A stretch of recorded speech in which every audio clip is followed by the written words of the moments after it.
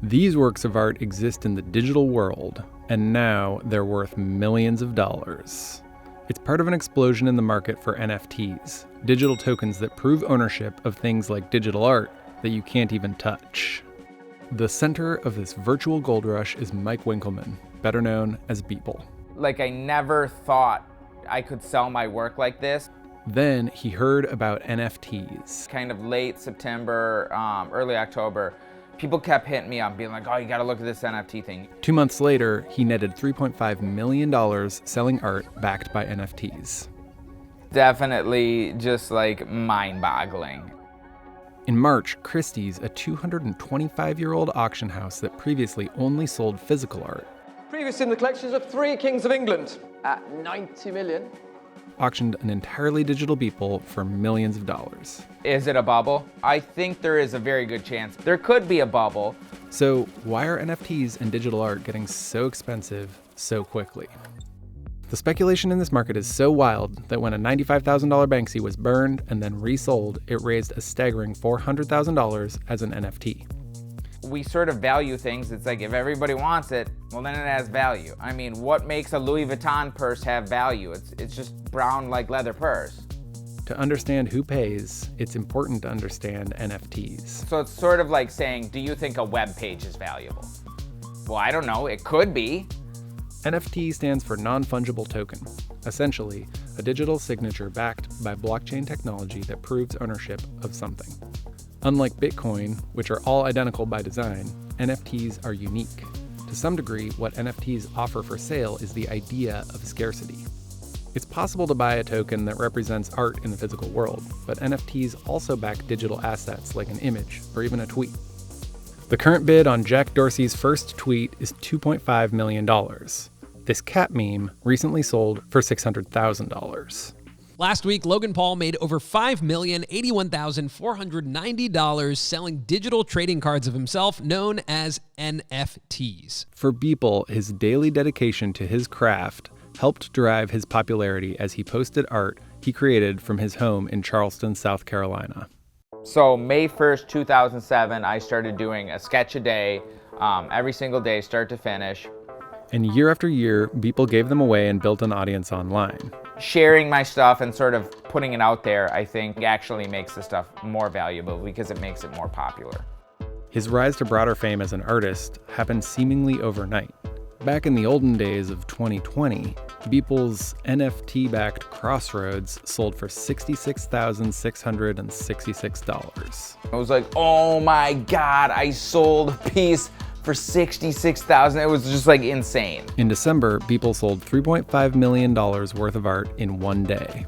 On February 26th, Crossroads resold on the secondary NFT market for $6.6 million, of which Beeple got 10%. And so now, fast forward 4 months, and it's $6.6 million. It's just yeah, it's a lot. It's a thing, I don't know. Then in March, Christie's sells the 5,000 image montage by Beeple for nearly $70 million. That makes Beeple the third most expensive living artist in the world. It's okay, now the next thing happening, now the next thing happening, the next thing happening. And it's just now Today Show calling, okay. His work can also cross into topics that can be offensive or provocative. So is Beeple trolling us with his art and with this idea of selling something you can get for free off his Instagram? So I'm okay, well that's, not a totally invalid argument. What can I do to sort of nullify that argument? Back in December, Beeple provided a physical product along with the NFT for his digital art. This you can't get on Instagram. This is a physical thing that you can, if you're buying the NFT, you get this. So it really kind of instantly sort of changes it. And it's you don't even really need to understand the NFT part. You're buying this. But for Christie's, being all digital is what made Beeple's artwork all the more unique and valuable. It's really a radical gesture to offer for sale something without any object. And we might as well lean into that. Beeple's day job is as a graphic designer with clients like Louis Vuitton, Nike, and Apple. So I don't really like the term artist because it sounds very pretentious and douchey. I would never be I'm an artist. Still, he's regularly compared to Banksy and Warhol, artists who undermine the notion of owning art.